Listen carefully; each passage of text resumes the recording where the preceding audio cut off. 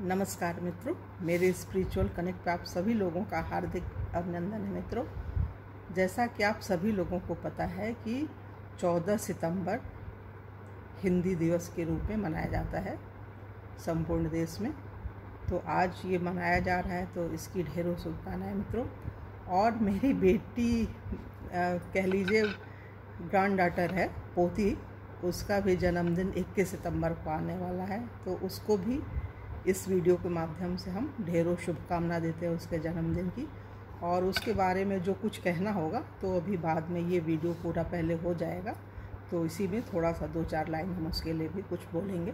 तो चलिए हम लोग शुरू करते हैं मित्रों। कुछ हमने लिखा हुआ है कि हिंदी दिवस क्यों मनाया जाता है, तो इसके बारे में कुछ रोचक तथ्य हैं जो हम आप लोगों के सामने रख रहे हैं, उसको ध्यान से सुनिए। हिंदी शब्द का अर्थ और रोचक तथ्य कुछ हैं, 11 पॉइंट्स हमने इसमें बनाए हैं, तो उनको आपको बता रहे हैं। हिंदी भाषा को अपना नाम फारसी भाषा के हिंदू नाम से मिला है। हिंदी भाषा को अपना नाम फारसी भाषा के हिंदू नाम से मिला है, जो कि सिंधु नदी के पास बसी सभ्यता के लिए प्रयोग होने वाला शब्द था। दूसरे नंबर पे है, विश्व भर में लगभग 500 मिलियन लोग हिंदी का प्रयोग करते हैं, जिस कारण यह सबसे अधिक बोली जाने वाली भाषा में शामिल होती है। तीसरा पॉइंट है, भारत के पड़ोसी देशों के साथ Fiji, Mauritius, Guyana, Trinidad, Tobago एवं नेपाल में भी हिंदी का प्रयोग होता है। चौथा पॉइंट है, 14 सितंबर 1949 के दिन हिंदी भाषा को शासकीय भाषा की मान्यता मिली थी। इसी कारण से 14 सितंबर को हिंदी दिवस मनाया जाता है।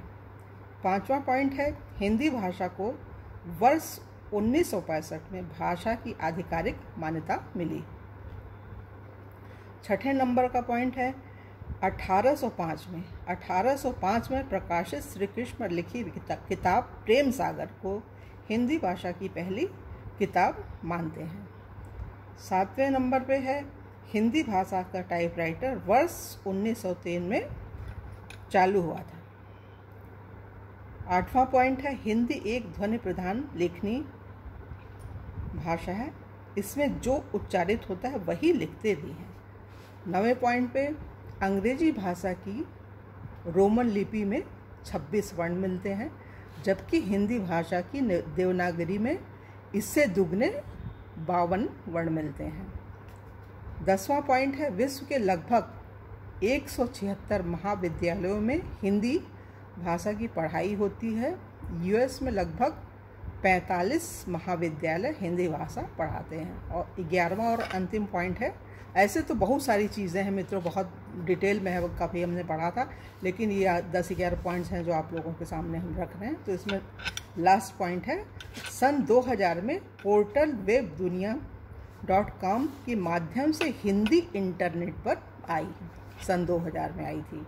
और अब लास्ट में जो मैथिली शरण गुप्त जी हमारे बहुत बड़े लेखक हुए हैं, गीत कथाकार कह लीजिए, उनको कविता अच्छी लिखते थे, तो उनकी कविता है ये, करो अपनी भाषा पर प्यार, करो अपनी भाषा पर प्यार, जिसके बिना मूक रहते तुम सबसे रुकते सब व्यवहार। करो अपनी भाषा पर प्यार, जिसके बिना मूक रहते तुम रुकते सब व्यवहार।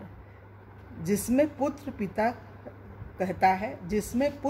कहता है पत्नी प्राणाधार, और प्रकट करते हो जिसमें तुम निज निखिल विचार। बढ़ाओ बस उसका विस्तार, करो अपनी भाषा पर प्यार। भाषा बिन व्यर्थ ही जाता ईश्वरी ज्ञान, सब दानों से बड़ा है ईश्वर का यह दान। असंख्य हैं इसके उपकार, करो अपनी भाषा पर प्यार।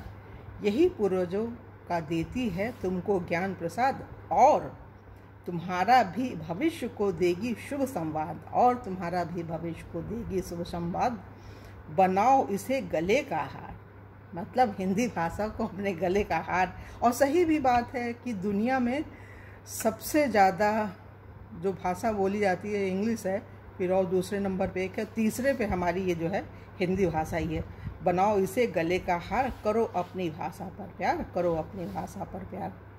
और अंत में मित्रों, इस वीडियो के माध्यम से हम सभी बच्चों को, जो छोटे हैं फिर बड़े होंगे, देखेंगे तो उनके लिए कुछ जो शब्द हैं जो मेरे दिल की गहराइयों से हमको प्रेरित करते हैं कुछ कहने के लिए, कुछ देने के लिए, क्योंकि वाणी उसी की धन्य होती है जो सत्य बोलने के लिए निकलती है। सत्य तो मित्रों क्या बताएं, रोम रोम में समाया हुआ है।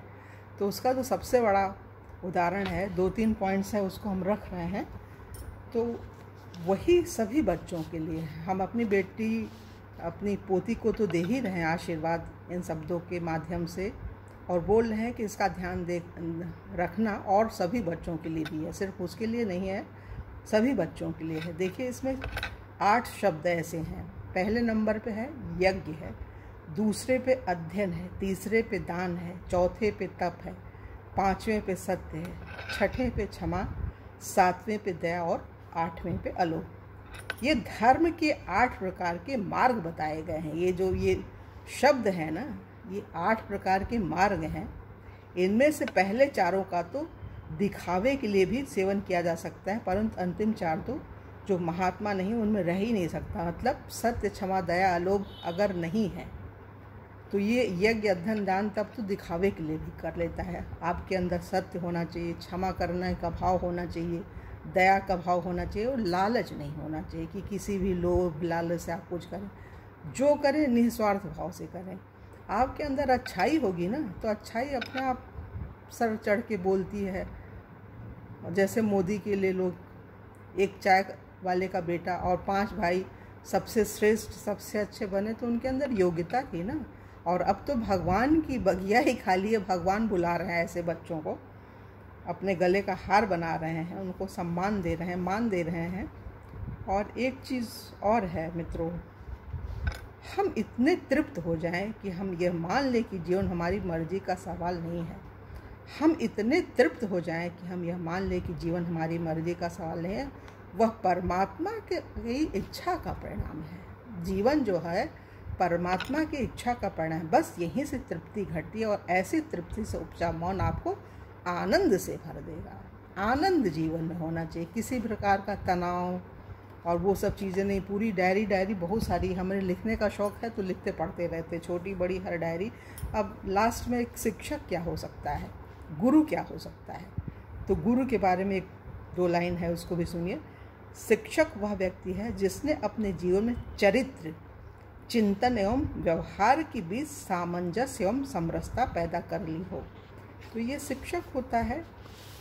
और अंत में हम अपनी ग्रैंड डॉटर को खूब ढेरों शुभकामनाएं देते हैं, और उम्मीद करते हैं कि वो ये मेरे जो वीडियो है उसको देखेगी और उससे कुछ प्रेरणा लेगी, सीखेगी, और बहुत अच्छी बनेगी। इतनी अच्छी बनेगी कि उसको स्वयं पे ही गर्व हो, गर्व और ग्लानि। आप देखिए ना मित्रों, अपनी कमियों को दूसरों से छिपा सकते हैं, अपने आप से नहीं। आपको गौरव की अनुभूति हो रही या ग्लानि की अनुभूति हो रही, आपकी अंतरात्मा आपको बता देगी। तो उसकी अंतरात्मा इतनी अच्छी बने कि वो जो करे अच्छा करे, और सबको, पूरे परिवार को गर्व हो, पूरे देश को गर्व हो, पूरे विश्व को गर्व हो। उसकी हमने कुंडली भी बनाई थी, हमको कुंडली का भी बड़ा शौक़ है। 25-30 साल पहले जब हम काफ़ी छोटे थे तभी से हमको पढ़ने का, अपने मन से पढ़ते थे, उसको समझते थे। फिर जब बड़े और हुए, जब ये वीडियो का ज़माना आया तो उसमें हम उसको बनाने लग गए और समझने लग गए, तो हमें बड़ा ज्ञान होता है। तो हमने उसकी कुंडली बनाई, अच्छी बनी है, कुंभ लग्न की कुंडली है और मेन राशि है, अच्छी बनेगी, कुछ रिसर्च टाइप का करेगी तो उसका अच्छा है। तो हम बस इन्हीं शब्दों के साथ आप लोगों को पुनः हिंदी दिवस की ढेर सारी शुभकामनाएं दे रहे हैं मित्रों, और अगले वीडियो में पुनः मिलेंगे। तब तक के लिए जय हिंद, जय भारत, ओम शांति, ओम शांति, ओम शांति।